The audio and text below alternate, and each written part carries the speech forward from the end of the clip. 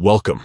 If you're receiving constant notifications about call changes in Gmail and want to turn them off, you're in the right place. Today, I'll walk you through the updated steps to disable those specific notifications on your Android device quickly and easily. First, unlock your phone and open your phone's settings. This is where you control all your app permissions and notification preferences.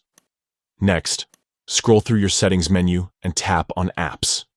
Here, you will find all the applications installed on your device. From the list of apps, find and select Gmail. This opens the app-specific settings where you can customize notifications. Now, tap on Notifications. This section shows all notification options related to Gmail. Within Notifications, look for and tap on Notification Categories. This will break down all the different kinds of notifications Gmail can show you.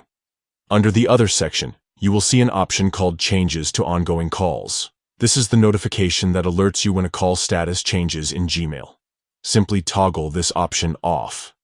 This will stop Gmail from sending you notifications about call changes without affecting other important Gmail alerts.